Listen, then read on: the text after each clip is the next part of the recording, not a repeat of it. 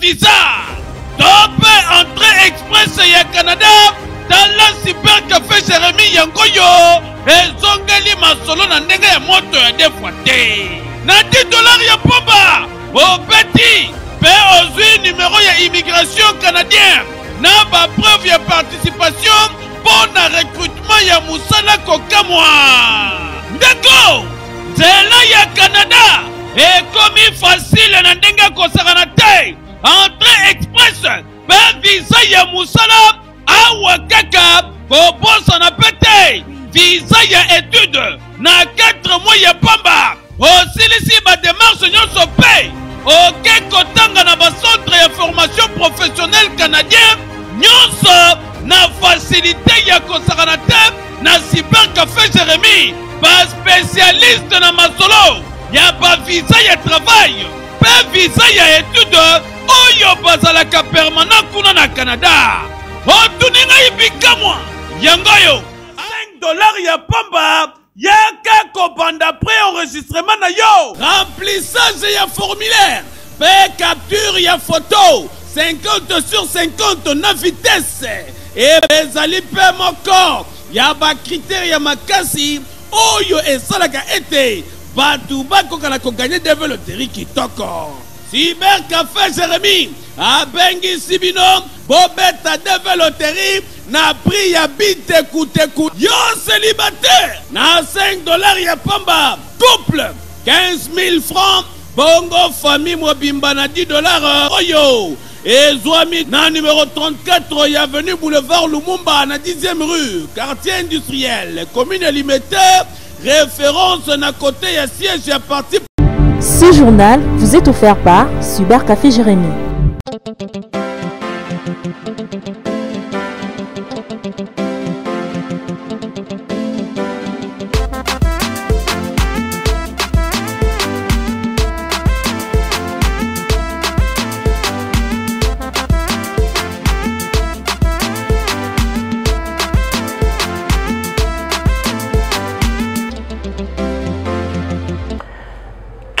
Katsabanda Kunabino, eza magazine potentialité plus. Oyo ngai vraiment na ponami bongo ko présenter les bino magazine ya mokolo mwalelo. Alors pamba teto l'exatango te tika to fongola magazine na mokolo lelo na basango oyo président Félix Antoine Tshisekedi aza vraiment ko accuser ba Rwandais pour na ko empêcher mise en œuvre ya kimia na kati ya RD Congo oyo eza supervisé par MONUSCO. Alors on a ba détails commentaire na elema oyo. Président Félix Tshisekedi azofunda ba Rwandais pona ko empêcher mise en œuvre ya kimia oyo eza supervisé et pas ya MONUSCO. Na nzela ya 9e réunion ya conseil ya ba ministre mukolo ya vendredi oyo moleki président Félix Tshisekedi asalaki résumé ya 43e sommet ya ba chef de l'état na gouvernement ya SADC kuna na Angola. Kasi na communiqué na ye président Félix Tshisekedi azo confirmer que Rwanda na M23 bango penza bazo boya ba mesure nyonso ya solution atapo na situation humanitaire na RDC. Président Félix Tshisekedi abakisi EAC aza complice pe coupable ata ce qui ba déployer na Est. Kasi président Tshisekedi apesi lo sako na SADC na yango dossier oyo et commis à suivre. Ekeyo incendie oyo poussé centaines de maisons ya basoda oyo zikaki na Kalufungula et sali penza chef de l'état pasi makasi mingi. Alors tolanda ba détail commentaire na elema oyo. Fachi Beton très fâché pona komona incendie et salemaki na bandaku ya ba Jean ya police nationale congolaise na sa 9e conseil ya ministre ya RDC oyo a présidé yango yemoko mukolo ya vendredi 18 août na sango ya certaine ya bandaku oyo ezikaki na Kalufungula ata soki moto moko te akufi mais na sango wana esalaki pasi pe asuraki na ba victime nyonso compassion na ye abakisi lisusu ke tango ekoki pona ko renforcer social ya ba agent pe ba membre ya force de défense na sécurité maloba ya 5e président ya République démocratique du Congo ekeyo 442 millions de dollars et abongo dépenses oyo écoutez ministère ya fonction publique mobimba. Alors on a des commentaires na élément oyo. 442 millions de dollars américains de conseil et pas il y a trésor public pour le fonctionnement du ministère dans le premier semestre 2023. Depuis janvier 2024, si dans 2023, selon l'État, il y a suivi budgétaire, il y a direction générale parmi les dépenses, il y a miné pour le fonctionnement, il y a ministère, Totangi, fortune, il y a petit matériel.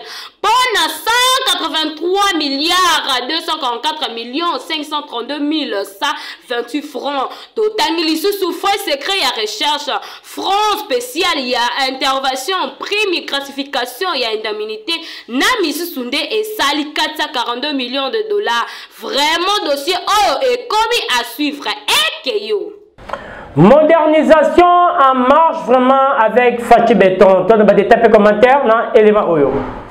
Modernisation ya RDC zo ko évoluer nde konzimela nga pamba te 93 km efongwami na Kasai na port ya Lubitu na nzela ya Kalamba Mbushi. Nzela ya Lubitu eza pembeni na Kasai mais ezalaki inaccessible panda baton ebele à cause ya nzela na yango. Projet ya ouverture ya nzela eko faciliter commerce entre RDC na Angola. Okanisi esili ten isha koko kutu esila bongo na sa 9e ya réunion ya conseil des ministres kuna cité de l'Union africaine. Félix Tshisekedi bakisi ya ka bientôt armée gouvernement il faut abongisa banzela ya traîna banzela 2 heures ya bilanga RDC Fachi dossier oyo gu oyo wa ekeyo comme la cravate rouge Matata Ponyoma avec l'affaire Bukanga Lonzo ba des tapés commentaires na élément Oyo Matata Ponyoma la cravate rouge taki mokolo ya lundi na cour constitutionnelle et a désobéi qui na peuple na yango 48 heures ya audience ezalaki bongo mokolo ya lundi 21 août 2023 concernant dossier Bukanga Lonzo mutune ezalaki est-ce que monsieur Matata akozala tote vraiment ceux qui tozalaki na compétition ya football to lingaki to benga yango quart de finale kasi l'homme à la cravate rouge absent de Kinshasa mais ye apeselaki penza illégalité ya mandat wana epai ya bavoka na ye aza na ye na vacances parlementaire sénateur Amandé Mapé candidat ya ba prochaine élection présidentielle 2023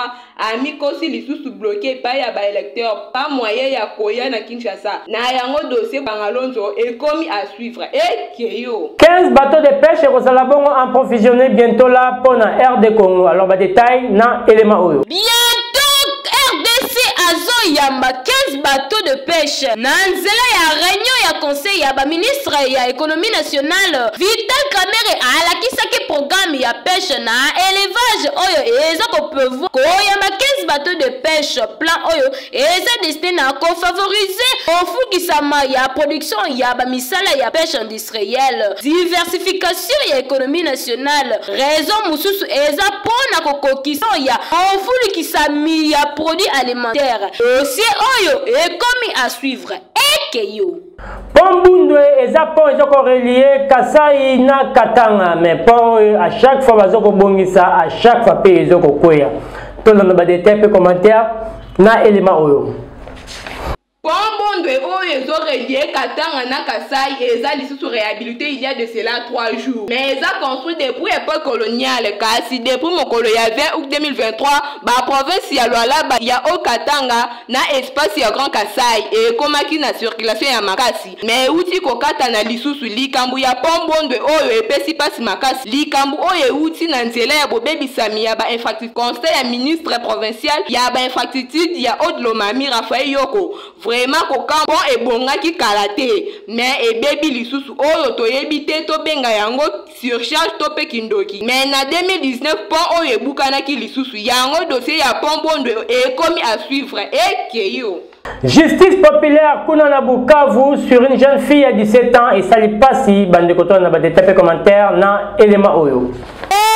Jeune fille moko ya 17 ans kuna na Bukavu azalaki victime ya justice populaire na quartier Ponti en plein de Bukavu likambo esalamaki mokolo ya samedi 19 août 2023 sango oyo yaki na nzela ya société civile esalaki pasi pe moko mona mwana mwasi oyo batumbaki ye mobimba pamba te bakutaki ye na bidon ya carburant na maboko baike mboka basoupçonné ndeti kaka kozala à la base ya baka ya moto to pe ba incendie oyo eza enregistré na zone ya Bukavu mais na yango to singi na population afongola penza misu concernant dossier oyo iso pepiste tolobi ti bakoyoka ekeyo.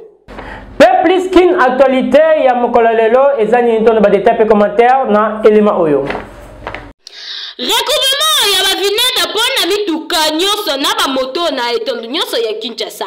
Chauffeur mota pantro yedela lombango futete sapamba te bino moko boyebi tosa batosa yo ya ba policier kobosa na te permis de conduire pour la publication ya examen ta ba carnaval nyonso ya ba moto tope ko matalikolo ya ba mituka epekisami alors jeune diplômé kolekisa sentiment te kote mususu na matadiki bala moto epeli na marché pembeni ya campem et si kamote uti banite ko kama pe plus kin actualité ya lelo ya mbala oyo ti bakosinga pardon ekeyo to comme nangonga na biso ya peu plus invité mokolo lelo to yambaki banani to yambaki bongo ba artiste Chilo to landa ye et puis ba détailler commentaire na élément oyo Ebinano, moi cité Ebinano fi pédiatrique mais azorada ba inspiration depuis bon on a déjà ba inspiration bando yangai ozomona na ba âge on a déjà nazaki pona na pasango na ba travail personnel ba temps libre mingi za travail personnel mingi na linga kotanga ba livre nzambe na pela na mutu pena na 100 kilo a rosa idole na été na linga mingi ko imiter nzambe ko imiter Jésus Christ ko imiter ba kimbangu ko imiter bango malgré ba sala musique te mais na linga kokotisa bango na elida dia bomana ye ya saraomba nanana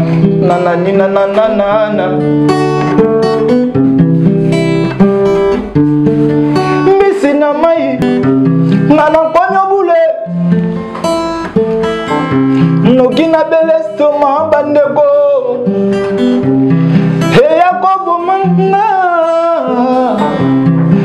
liwa bolenge lolenge yokono sanga liwa bolenge bonjour kombo nanga die makiese naza moko ya bayembi na mboka ya Congo et puis naza ko evrer na groupe moko indépendant na kombo ya Prosterné Ministry.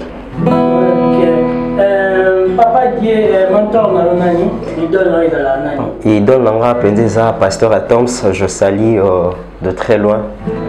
Le pasteur Atoms, plus nous te saluons. Et bon, source d'inspiration, papa. Et source d'inspiration, nanga et utaka et pas mokeli ya pema. Ok, amen. Toyoka, vous en avez une papa. Motema nanga et ton dinambola, moi Jésus.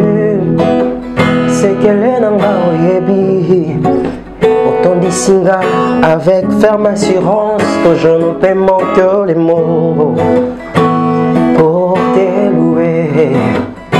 Parce qu'avec toi, je ferme assurance. Yahweh, Yahweh,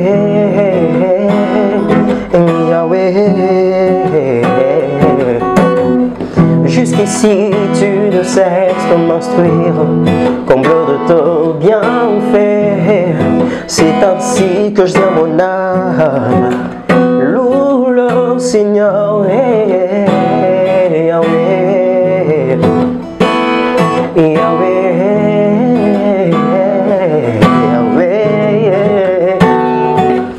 Oh, Yahweh na libellé, Yahweh sans jolama, Yahweh na boboto kumisa. Yahweh na libellé, Yahweh sans jolama, Yahweh na boboto sans jolama, non. Merci beaucoup, papa Dieu. Tu sais pas Miko Yambao. Une salutation, non, papa? Ma salutation na Cybercafé Jérémie, na ba connaissance nanga nyonso et plus particulièrement na ministry Prosterné. Que le Seigneur puisse nous bénir. Je crois que Zambala Soukate to comme on analyse. To comme nangonga na biso ya promotion et Seigneur Koyeba Kenom avec le Cybercafé Jérémie.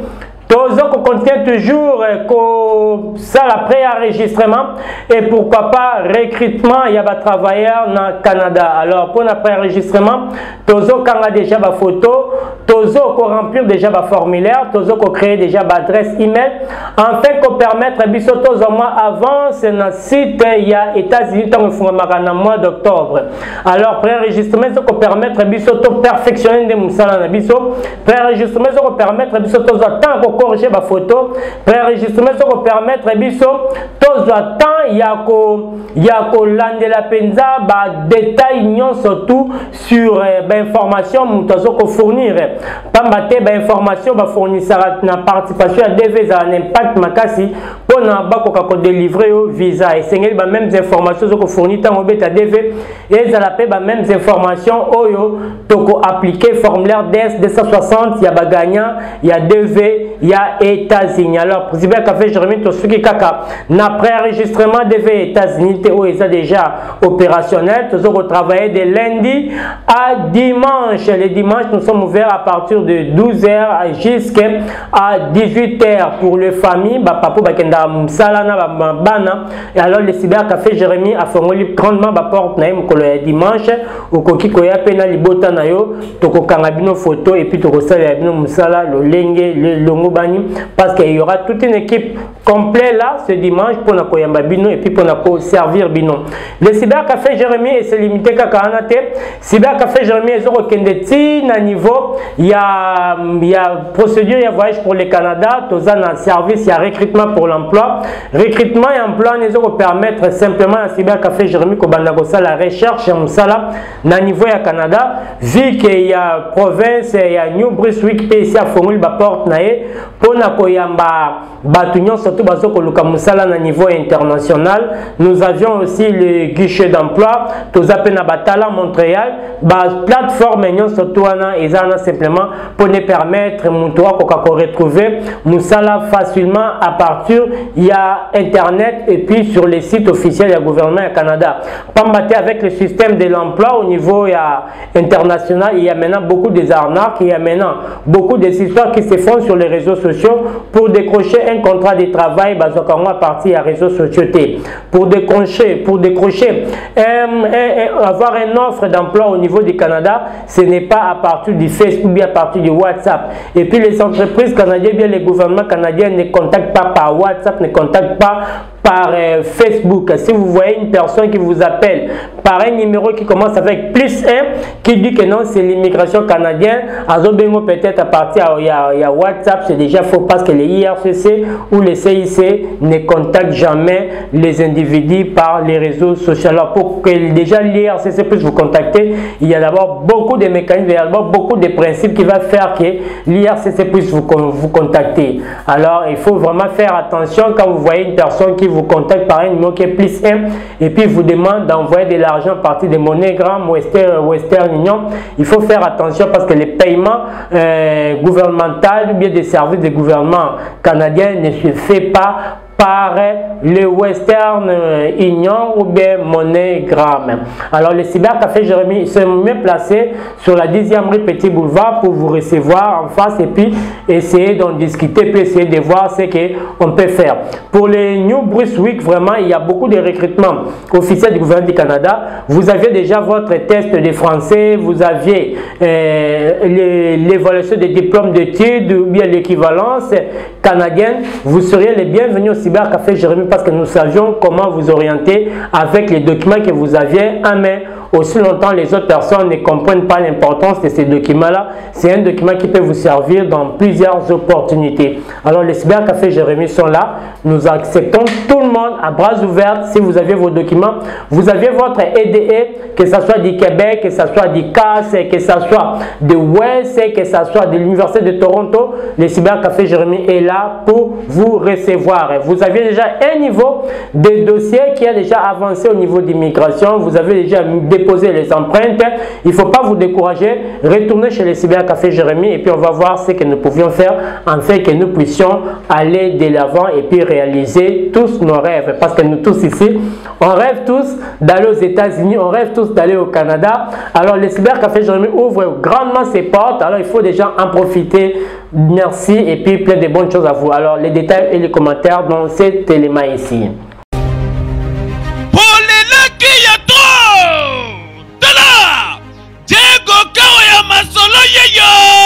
Azongali nzungu na yeko kamwa bino batu bozalaki na besoin ya ba visa tope entrée express ya Canada dans la Cybercafé Jérémy yangoyo ezongeli masolo na ndenge ya moto ya defwa te na $10 ya pomba obeti pe ozwi numéro ya immigration canadienne na ba preuve ya participation pour na recrutement ya musala kokamwa ndeko Zela ya Canada ekomi facile na ndenge kosakana te entrée express pe visa ya musala awa kaka kobosa na pete visa ya étude na 4 mois ya pamba osilisi ba démarche nyonso pe oke kotanga na bacentre ya formation professionnelle canadien nyonso na facilité ya kosakana te na Cybercafé Jérémy ba spécialiste na masolo ya ba visa ya travail pe visa ya étude oyo bazalaka permanent kuna na Canada otuninga ibikamwa yangoyo $5 ya pamba yaka kobanda pré-enregistrement na yo remplissage ya formulaire pe capture ya photo 50/50 na vitesse et ezali pe moko ya ba critère ya makasi oyo esalaka ete batu bakokana koganye de veloterie kitoko Cybercafé Jérémy abengisi bino bobeta de veloterie na prix ya bitekuteku yo célibataire na $5 ya pamba couple 15 000 francs bongo famille mobimba na $10 oyo ezwami na numéro 34 ya avenue boulevard Lumumba na 10e rue quartier industriel commune limitée référence na côté ya siège ya parti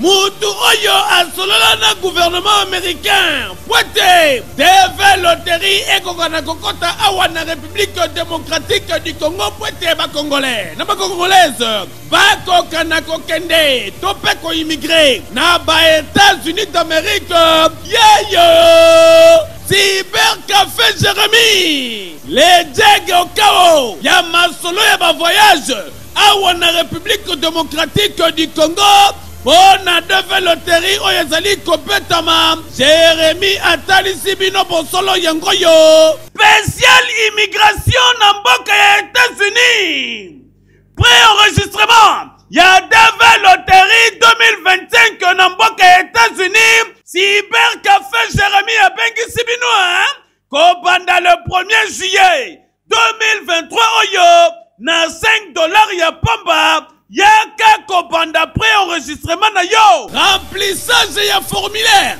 pe capture ya photo 50/50 na vitesse et ezali pe moko ya ba critère ya makasi oyo esalaka ete batu bakokana koganye de veloterie kitoko Cybercafé Jérémy abengisi bino bobeta de veloterie na prix ya bitekuteku yo célibataire na $5 ya pamba couple 15 000 francs bongo famille mobimba na $10 oyo ezwami na numéro 34 ya avenue boulevard Lumumba na 10e rue quartier industriel commune limitée référence na côté ya siège ya parti politique ACP topé benga na ba numéro oyo tala lukaye na Facebook na kombo ya Cybercafé Jérémy okozala mobimba bako facilité yo lolenge tu ya ko gagner de veloterie angaye amala batakinga na ma amala batakinga na bantu batao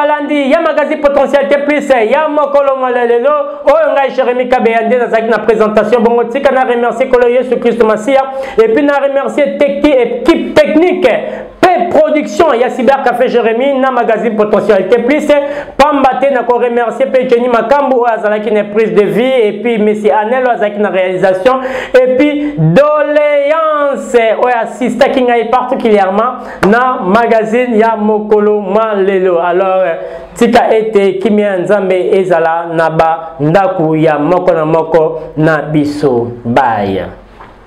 Ce journal vous est offert par Cyber Café Jérémy.